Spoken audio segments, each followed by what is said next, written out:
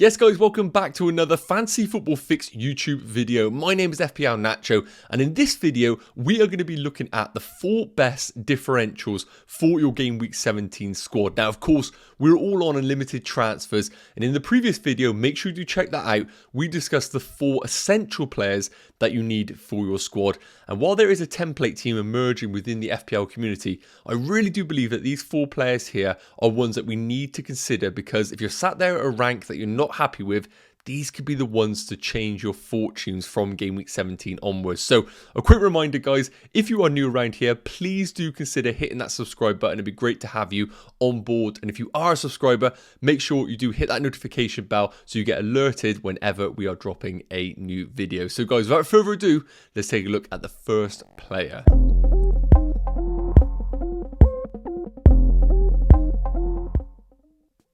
Right guys, so first off, we're going to be kicking off with Man City's Kevin De Bruyne. Now, I understand what you're thinking right now. How is Kevin De Bruyne a differential to consider for Game Week 17 when he is the second highest midfielder in the game? And I absolutely agree that we could be in a position ahead of Game Week 17 where some managers are all invested in Kevin De Bruyne and he becomes one of the most highly owned midfielders. However, I think at the time of recording right now, there's a real deliberation among managers for their premium midfielder spot, whether to go for Mo Salah of Liverpool or to go for Man City's Kevin De Bruyne.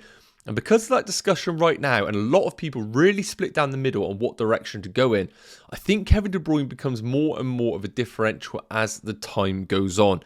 Now, as I mentioned, second highest scoring midfielder in the game. So it isn't really rocket science for me to sit here and tell you that this is a fantastic option for you to consider in your team. So first and foremost, 12.6 million, as I mentioned, him alongside Salah are the premium midfielders that we can choose from if we are looking to go for that strategy in the game. 14 games for Kevin De Bruyne, 10 assists. Now, the big narrative right now about Kevin De Bruyne is that he is much more of a chance creator in this Man City team since the introduction of Haaland rather than a goal scorer. Whereas on the flip side, we're very much looking at Mo Salah as a goal scorer rather than a chance creator. So that's really where a lot of managers are trying to get the understanding of which one offers the better value. Now in the assist department here, Kevin De Bruyne's expected assist per 90 is 0.5, which is by far the best of any player in the league. And the same goes also for chance creation as well. He is right up there as one of the best midfielders in the game in that department. But the big thing I want to touch on in regards to Kevin De Bruyne is the bonus points that he is accumulating. 1.03 bonus points per 90.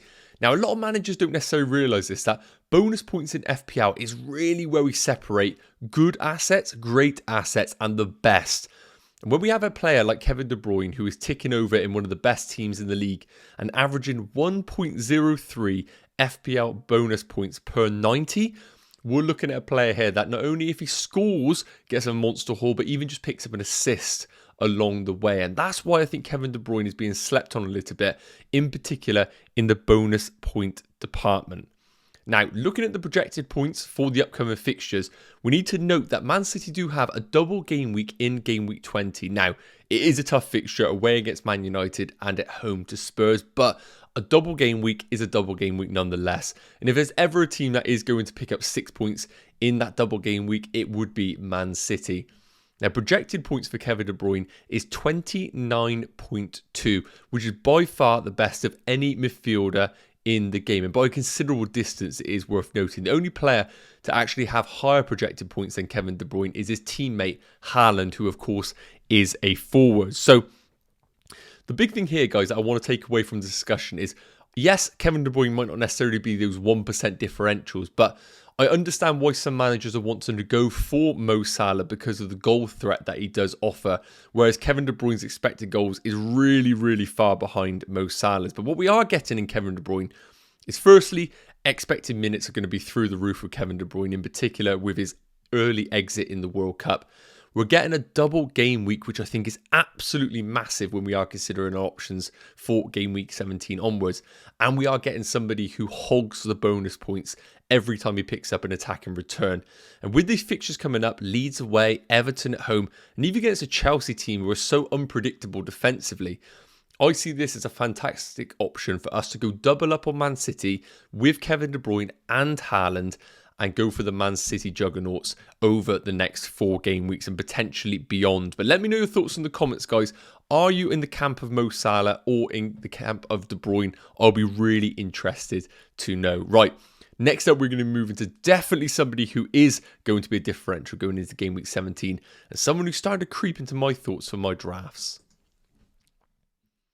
Now, that man is going to be Spurs' Kulusevski, a man who didn't have any game time at the World Cup with Sweden not qualifying. So this is a man who is completely fresh and raring to go. 8 million. We had this discussion at the start of the season. This price bracket was going to be really important to make sure we pick up the right players. And Kulusevski hasn't necessarily had his time in the sun right now to really stand out as an FPL option, mainly due to the injury that he has suffered across the course of the season. Only played 9 games and he's picked up 5 assists. Now, Kulusevski, very much similar sort of player to Kevin De Bruyne. We're not looking at a player here that's necessarily going to be racking up double-digit goal returns, scoring each and every game week. Instead, we are picking up the chance creator in this Spurs team. Expected assists per 90 is 0.32, which is the second best of all midfielders, of course, behind Kevin De Bruyne.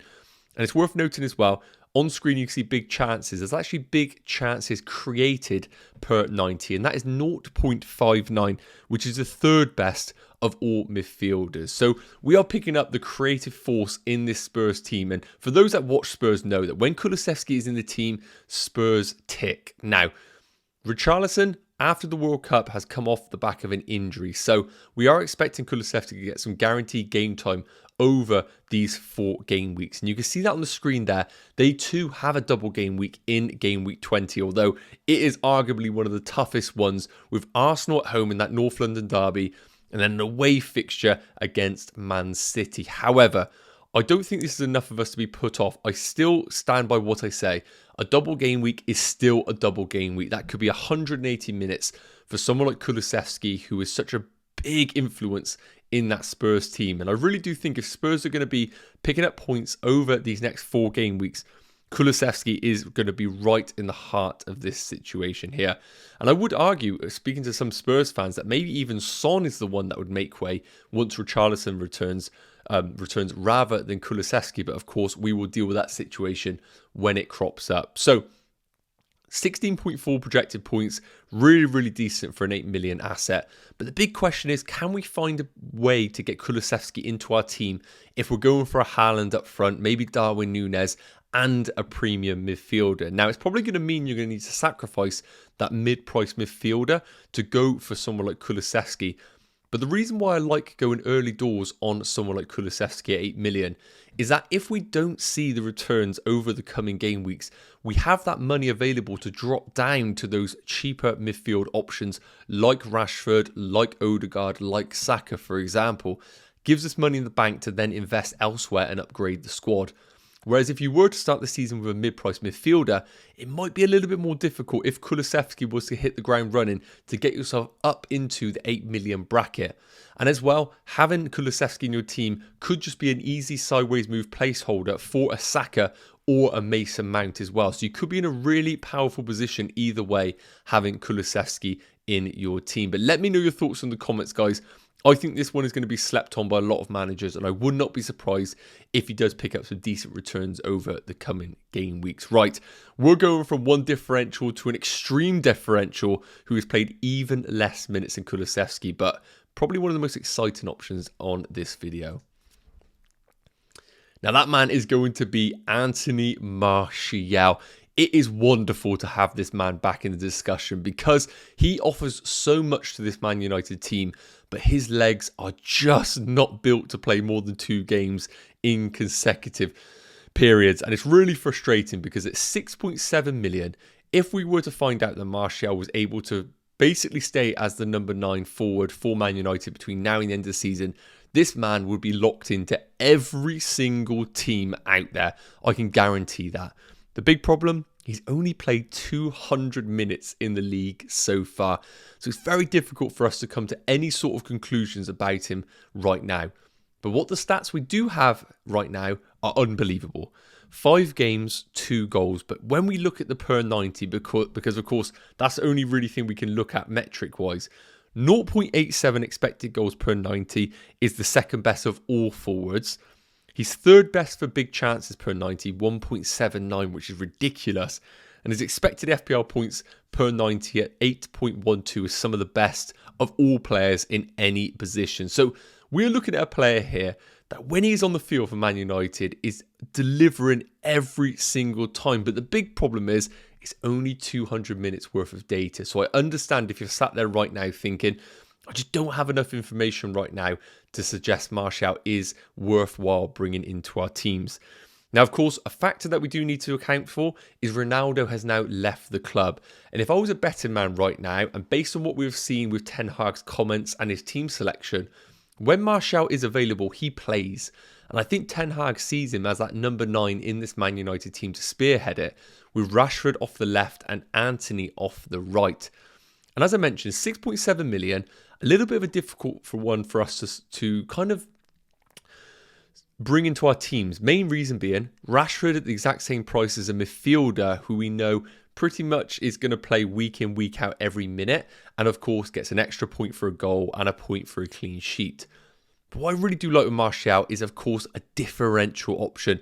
I think a lot of managers aren't going to go for him because, of course, with someone like Mitrovic at 0.1 million more, very easy for managers just to go for Mitrovic and sit on him. But I think if you are chasing rank outside the 1 million and you're really not happy, I think Martial is the route to go for. And the fixtures are fantastic.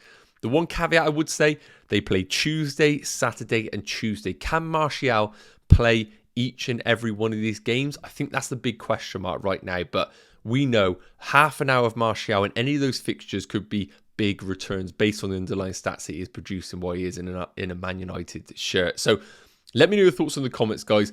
I think for me, I'm probably going to go a little bit more boring and go for Mitrovic because I know I have that little bit more money available to then downgrade to Martial if we were to see him explode in that opening game against Nottingham Forest. But what an amazing fixture to kick off for Martial. Let me know in the comments, guys. Right, we're going to touch on the last player here. Somebody who, can you believe it, has played even less minutes than Martial. And that man is going to be Arsenal's Nketiah. Now, this man would never make any of these videos if it wasn't for a major injury. And that exact thing has happened to Arsenal during the World Cup. Gabriel Jesus has been ruled out for the foreseeable future. Some reports suggest it could be late January or even early February.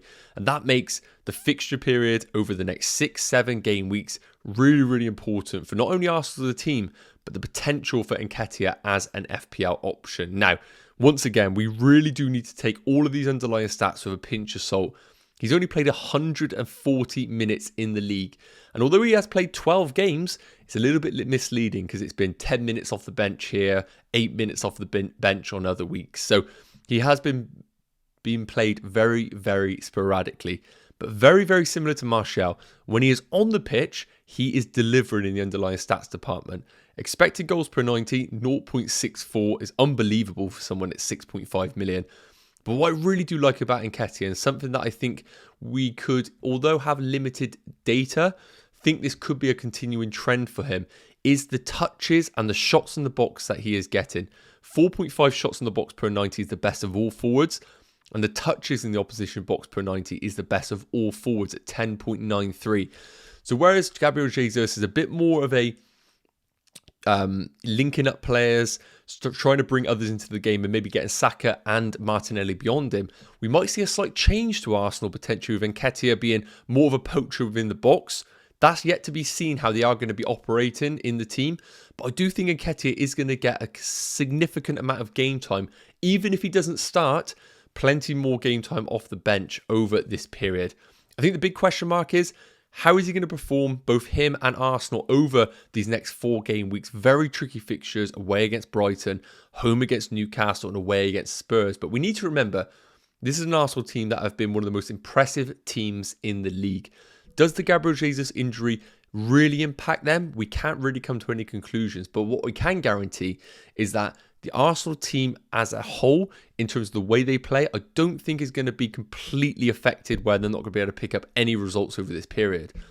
With Nketiah in the team, we know we are getting a fox in the box who, if he is going to get the chances, could be unbelievable value at 6.5. But for me personally, I think it's slightly too risky for me as we speak. I think I would have to be at a real rank that I'm not happy with, needing to chase early doors to go for someone like Nketiah. But I would love to know in the comments what your thoughts are in the chat, guys. I think he could be an amazing punt for those that are seeking that kind of option. So guys, that is going to wrap up the differential video ahead of game week 17. I really do hope it has provided some value and a bit of food for thought for those that weren't considering some of these options. Let me know in the comments what your thoughts are. And if you haven't checked out the previous videos, make sure you do, from both FPL Phillips and myself, where we talk the essential players for your game week 17 drafts.